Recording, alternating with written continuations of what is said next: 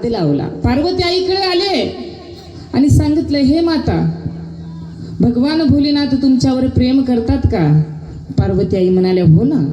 प्रत्येक गोष्ट सांगतात का? पार्वती आई म्हणाला, हो ना. मग त्यांनी आतापर्यंत सांगितलं का त्यांच्या गळ्यात जे रुंड माळ आहे ते कुणाचे आहे? पार्वती आई साहेब म्हणाल्या, नाही हो, नाही सांगितलं. एवढं बोलून निघून गेले नारदजी. भगवान भोलेनाथ आले आणि विचारलं, का हो, तुमच्या गळ्यामध्ये ज्या रुंड माळ आहे ते कुणाचे आहे? भगवान भोलेनाथ सांगतात, आज तू असा प्रश्न का विचारते पार्वती? कोणी आलं होतं का? हो, नारदजी आले होते. भगवान भोलेनाथाच्या लक्षामध्ये आलं, ज्याचं कधी म्हणणं रद्द होतच नाही त्याला म्हणतात नारद. आता पार्वती आईने हट्ट केला, हे काय? भोलेनाथ म्हणाले, हे तुझ्याच रुंड माळ आहे. तू अनेक जन्म घेते, जन्म घेतल्यानंतर कार्य संपल्यानंतर कार्य करून निघून जाते. तुझ्या प्रत्येक जन्माची आठवण म्हणून ती रुंड माळ मी माझ्या गळ्यामध्ये धारण करतोय पार्वती. मग भगवान भोलेनाथ, तुम्ही का नाही म्हणत? माझ्याकडे राम नावाचं दिव्य असं ज्ञान आहे, गुह्य ज्ञान आहे माझ्याकडे, गुह्य. पार्वती आई म्हणाल्या, मलाही सांगा ना. एकांत वासामध्ये पार्वती आईला नेलं आणि ते दिव्य असं गुह्य ज्ञान सांगत असताना पार्वती आईला निद्रा आली. निद्रा आल्यानंतर आता विष्णू भगवंताने विचार केलं की भगवान भोलेनाथ हे दिव्य ज्ञान सांगत आहे आणि हे दिव्य ज्ञान सांगत असताना पार्वती आई साहेबाला झोप लागली. हे वाया नाही गेलं पाहिजे दिव्य ज्ञान. काय नाही केलं पाहिजे?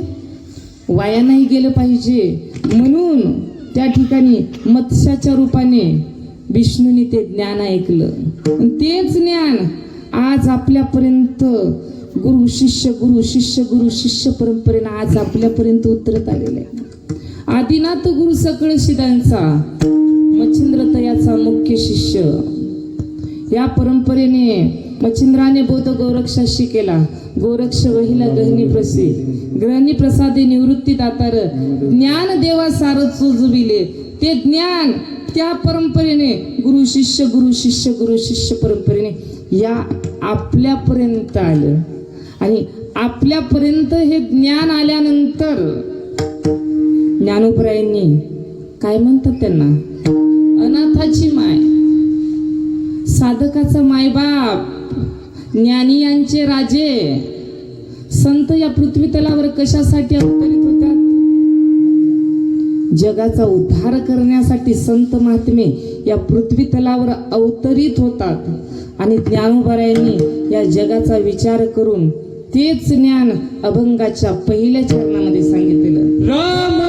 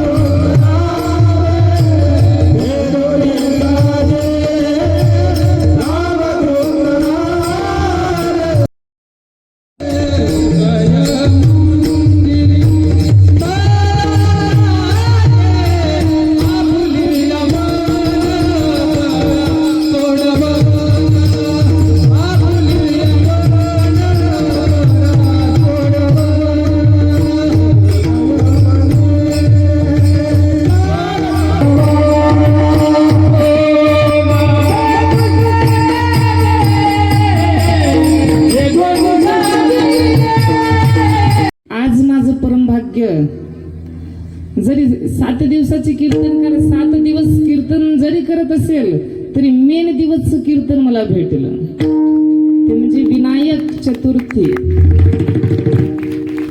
गेल्या 18 वर्षापासून ते सिद्धिविनायकाचं मंदिर स्थापन झालं ना, त्या वर्षीपासून या ठिकाणी दरवर्षी दरवर्षी सप्ताह केला जातो. कशा? चतुर्थी निमित्त, विनायक चतुर्थी. आज सामान्य चतुर्थी नाही, आजचा दिवस म्हणजे भगवान गणेशजीचा जन्मदिवस. माघ शुद्ध चतुर्थी. पंचांगाच्या मुहूर्ताप्रमाणे माघ शुद्ध चतुर्थी हे भगवान गणेशाची जन्मतिथी आहे. बघा, ते बुद्धीचे देवता आहे. बुद्धीचे त्यांचे वडील कोण? भगवान भोलेनाथ. आई कोण? पार्वती आई. बघा, त्यांचं शरीराचं जे प्रत्येक अवयव आहे ना, ते प्रत्येक मूर्तिमंत ज्ञान म्हणजे सिद्धिविनायक गणेशजी. त्यांचं मोठं पोट म्हणजे 18 पुराण. त्यांचे पाय म्हणजे वेद. त्यांच्या शरीराचा प्रत्येक अवयव ते मूर्तिमंत ज्ञान म्हणजे गणेश. बघा, मूर्तिमंत ज्ञान दिव्य असं फळ होतं आणि ते दिव्य फळ मिळवण्यासाठी 2 भावामध्ये स्पर्धा लागली. जो कोणी पृथ्वीची परिक्रमा सर्वात आधी पूर्ण करेल त्यांना हे दिव्य फळ दिले जाईल. काय? जो कोणी सर्वात आधी पृथ्वीची परिक्रमा करेल त्याला हे दिव्य फळ दिले जाईल. आता कार्तिक स्वामीचं वाहन काय? तुम्ही कीर्तन ऐकता ना, कार्तिक स्वामीचं वाहन कोणतं? हा, मोर. कार्तिक स्वामी मोरावर बसले आणि पृथ्वीची परिक्रमा करण्यासाठी निघाले. आता भगवान गणेशजीचं वाहन कोणतं? उंदीर. उंदरावर स्वार झाले आणि आता कार्तिक स्वामीच्या ते काही पुढे जाऊ शकत नव्हते. मग त्या ठिकाणी त्यांनी बुद्धीचा वापर केला. शिव आणि पार्वती आई साहेबांना प्रणाम केला आणि त्यांना 7 परिक्रमा पूर्ण केल्या. आणि 7 परिक्रमा पूर्ण केल्यानंतर त्या ठिकाणी कार्तिक स्वामीच्या आधी हजर होते. ते कार्तिक स्वामी आले, पण कार्तिक स्वामीला ते दिव्य फळ दिले गेले नाही. कारण पृथ्वीच्या परिक्रमेपेक्षाही श्रेष्ठ परिक्रमा म्हणजे आई वडिलाची, हे बुद्धीच्या दृष्टीने. म्हणून ते दिव्य फळ सिद्धिविनायक गणपतीला देण्यात आलं. म्हणून त्यांना बुद्धीची देवता गणेशजी म्हणतात. विठ्ठल काय म्हणायलो? कोणत्याही कार्याच्या प्रथम आरंभी भगवान गणेशाला वंदन केले जाते, नंतरच कार्याला सुरुवात केल्या जाते. वारकरी संप्रदायाचे ग्रंथ कोणते? ज्ञानेश्वरी. ज्ञानेश्वरीच्या सर्वात आधी सुरुवातीला ज्ञानोबरायांनी नमन केलं. कोणाला? ओम नमो आद्या वेद प्रतिपाद्या जय जय सौवेद्या आत्मरूपा देवा तुझी गणेशू सकलार्थमती प्रकाशू. काय केलं? ज्ञानेश्वरी लिहिता ना, संस्कृताची गाठी खोलून केलीशी मराठी गीता देवी. ज्ञानेश्वरी संस्कृतची गाठी खोलत आहे ना. मग सर्वात आधी गणेशजीला प्रणाम केला, नंतर ज्ञानेश्वरी लिहिण्यासाठी सुरुवात केली. वारकरी संप्रदायामध्ये कार्याच्या आरंभी गणेशजीचं पूजन केले जाते. नाजूकला आपल्या घरी सत्यनारायण करायचा असू द्या हो, त्या ठिकाणी आपण सुपारीचा गणपती मांडतो ना. मग आज विनायक चतुर्थी आणि तसंच आज पूर्ण झालेले आहे. विठ्ठल रामकृष्ण नामे हे दोन्ही साजिरे. ज्ञानोबराय काय म्हणतात? राम आणि कृष्ण हे 2 नाव साजिरे आहे आणि हे साजिरे असलेले नाव हृदय मंदिरामध्ये स्मरण करा. स्मरण राम. आता राम नावाची ताकद माहित आहे ना? उदकी तारिले पाशान महिमान नावाचे पानं दगडावर नाव लिहिताय आणि ते पाण्यावर फेकताय, पाण्यावर दगड तरतोय.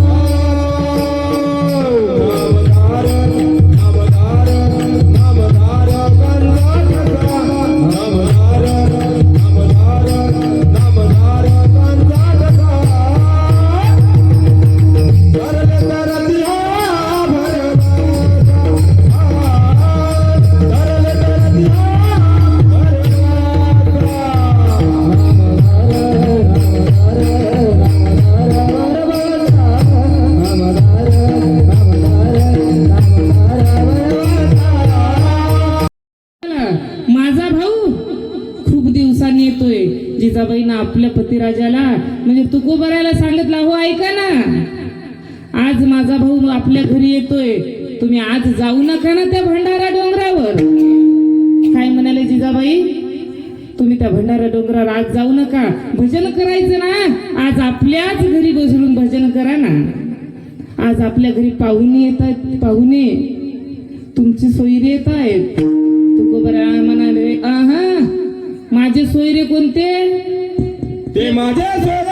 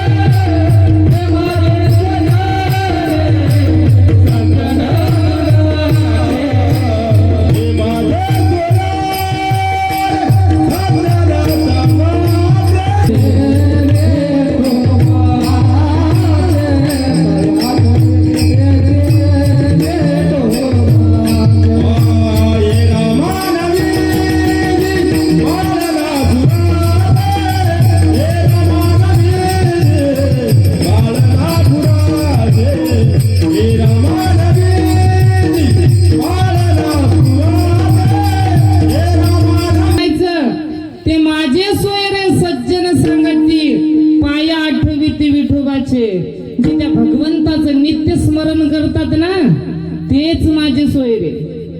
जिजाबाईच्या डोळ्यामध्ये पाणी आलं. जिजाबाईला वाटलं, अरे एवढे दिवसानंतर माझा भाऊ येतोय, यांना सांगते पण हे घरी थांबत नाही. जिजाबाईच्या डोळ्यामध्ये पाणी बघितलं तुकोबरायने विचार केला, उभ्या संसारामध्ये कसलंच संसाराचं सुख नाही देऊ शकलो हिला. तुकोबरायची पत्नी एक अन्न करता मेली आणि घरात खाण्यासाठी सुद्धा अन्न नसताना तरी सुद्धा ती जिजाबाई तुकोबराय सोबत राहायची आणि तुकोबराय जेवल्यानंतरच जेवायची. तुकोबरायची एवढी सेवा करायची जिजाबाई. तुकोबरायने तिच्या डोळ्यात पाणी बघितलं, सांगितलं, ठीक आहे जिजे, आज नाही जाणार भंडारा डोंगरावर, आज घरीच भजन करणार. पण एक लक्षात ठेव, भजन कुठे करणार, तुळशी वृंदावनापाशी, त्या ठिकाणी घोंगडी टाकून त्या ठिकाणी बसेल आणि त्याच ठिकाणी भगवंताचं भजन करेल. तुझा भाऊ आल्यानंतरही आवाज नको देऊ, ज्या वेळेस स्वयंपाक होईल ना आणि जेवाच्या वेळेसच मला आवाज दे. जिजाबाईला आनंद झाला. जिजाबाई म्हणाले, काही हरकत नाही मालक. तुकोबरायने घोंगडे टाकलं, भजन चालू दे ना तुकोबरायने. जिजाबाईचा भाऊ आला.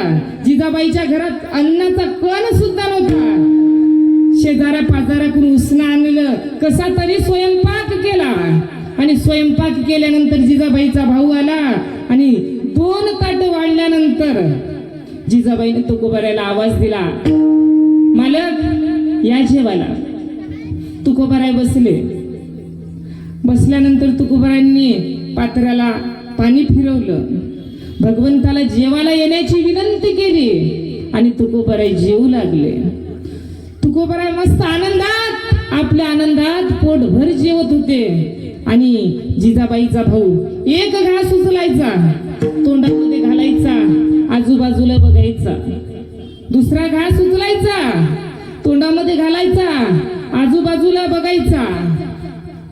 जिजाबाई ज्या ज्या वेळेस वाढण्यासाठी यायची ना, प्रत्येक वाढ तुकोबराय वापस नाही जाऊ द्यायचे. टाक जिजे, काय म्हणायचे, आणि जिजाबाईचा भाऊ हात आडवा करायचा, काहीच घ्यायचा नाही. जेवण झालं. जिजाबाईच्या भावाने भेट वगैरे घेतली आणि पुन्हा आपल्या स्थानाकडे निघून गेला. नंतर जिजाबाई जेवण्यासाठी बसले आणि जेवण्यासाठी बसल्यानंतर जिजाबाईने पहिलाच घास मोडला आणि आपल्या मुखामध्ये घातल्यानंतर एकदम भयंकर चिडल्या. तुकाराम महाराजाकडे आल्या आणि विचारलं, का हो स्वयंपाक कसा झाला. काय म्हणाले, का हो स्वयंपाक कसा झाला. त्यावेळेस ते तुकोबारे होते. ते म्हणाले, जिजे काय स्वयंपाक बनवला तू, काय तुझ्या हाताची चव. जिजाबाई तर आणखीन भडकल्या. आता जिजाबाई म्हणाले, अहो त्या स्वयंपाकामध्ये मीठ नव्हतं, मीठ कोण्याच पदार्थामध्ये मीठ नव्हतं, आणि तुम्ही म्हणताय स्वयंपाक अति सुंदर झाला जिजे. तुकोबाराय म्हणाले अगं स्वयंपाक कुणी केला? जिजाबाई म्हणाल्या मी. मग मीठ टाकायचं काम कुणाचं? जिजाबाई म्हणाल्या माझं. अहो पण तुम्ही जेवत होता ना, तुम्ही जेवत होता आणि प्रत्येक वाढ आली असताना तुम्ही वापसच नाही जाऊ द्यायचे, टाक जिजे टाक. काय त्यावेळेस तुमच्या जिभेवर कोणता रस होता? तुकोबाराय म्हणतात जिव्हे गोडतीनं अक्षराचा रस अमृत जयाचे. ठीक आहे पुढे जिजे. त्यावेळेस रस होता कोणता? माझ्या जिभेवर अमृताही पेक्षा श्रेष्ठ असणारा त्या विठ्ठल नावाचा रस होता, आणि त्या रसापुढे हे बाकीचे काय? म्हणून भगवंताचं नाव गोड आहे बाबा. अमृतावरी गोड, अमृतावरी गोड, नाम तुझे देवा.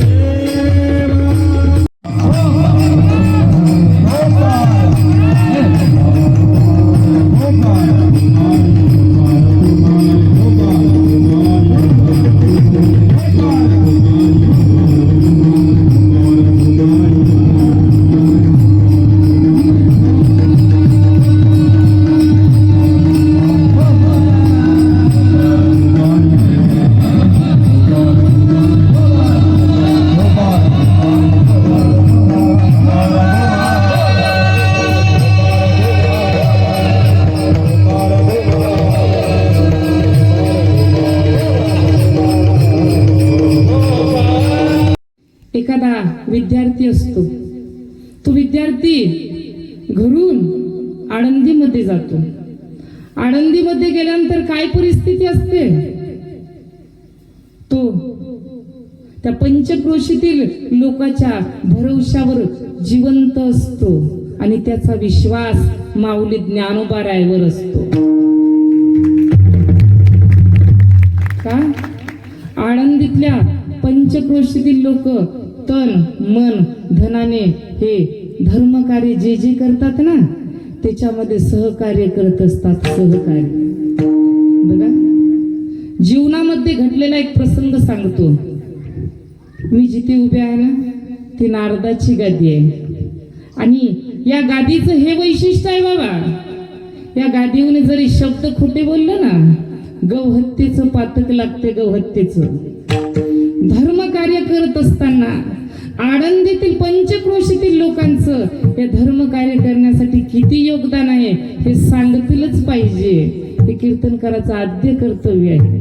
बघा, आम्ही ज्या वेळेस आळंदीमध्ये होतो ना, 8 वर्ष आळंदीमध्ये राहिलो. किती वर्ष? जोग महाराज वारकरी शिक्षण मध्ये कोरोनाचा पिरियड होता, वर्ष वाढलं, आणखी 2 वर्ष राहिलो. असे पूर्ण धरून मी 8 वर्ष आळंदी या क्षेत्रामध्ये राहिलो.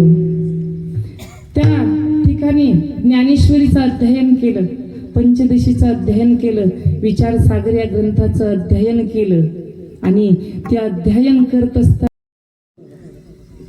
कारण त्यांच्या मनामध्ये एकच संकल्प होता की हा विद्यार्थी आपल्या दारामध्ये येतो, त्या आरती हा विद्यार्थी धर्म कार्य करेल. काय अपेक्षा असते त्या लोकांची? हा विद्यार्थी ज्या आरती आपल्या दरवाजामध्ये आला, लाज बाजूला सारली आणि हातामध्ये भिक्षेची झोडी घेऊन आपल्या दरवाजामध्ये आला, तर त्यांचं काय उद्देश असतं मनामध्ये? हा धर्म कार्य करेल. आणि त्या लोकांनी जो विश्वास टाकला ना, तो आळंदीतल्या व्यक्तींनी तो विश्वास सार्थक केला पाहिजे. कीर्तनकारांनी तो विश्वास सार्थक केला पाहिजे. बघा, आळंदीमध्ये पद्धत कशी आहे? मधुकरीवर साधकाचं जीवन चालते. कशावर? मधुकरीवर. मधुकरी म्हणजे आळंदीच्या पंचक्रोशीमध्ये खेडेगाव असतात. प्रत्येक धर्मशाळेचं एक गाव असतं, आणि त्या धर्मशाळेमध्ये जेवढे काही साधक विद्यार्थी असतात जे ज्ञानेश्वरी अभ्यासासाठी त्या आळंदी क्षेत्रावर गेलेले असतात, जे मृदंगाचं शिक्षण घेण्यासाठी त्या क्षेत्रामध्ये गेलेले असतात, जे भगवंताचं गुणगान भजन करण्यासाठी आणि गायन शिकण्यासाठी त्या क्षेत्रामध्ये गेलेले असतात, त्यांचा उदरनिर्वाह ज्याच्यावर चालतो त्याला मधुकरी म्हणतात. आणि ती मधुकरी आणण्यासाठी त्याला पंचकृषीमध्ये प्रवेश करावा लागतो. त्या मोजकेच घर असतात, मोजके, आणि तेही वारकऱ्याचे घर असतात, पूर्व परंपरागत चाललेले. त्या घरामध्ये जायचं आणि आपल्याला बघता क्षणी ते आपल्याला सामान्य व्यक्ती नाही समजत, ज्ञानोबरायचं स्वरूप समजतात. काय समजतात? ज्ञानोबरायचं स्वरूप समजतात. आणि काही काही माध्यमे असे असतात बाबा, कसे असतात, जोपर्यंत आळंदीतला साधक विद्यार्थ्याला आपल्या घरून मधुकरी देत नाही, म्हणजे ज्ञानोबरायाला पण प्रसाद देत नाही, तोपर्यंत ती अन्न ग्रहण करत नाही. असेही सुद्धा लोक या समाजामध्ये आज रोजीही पाहायला भेटतात.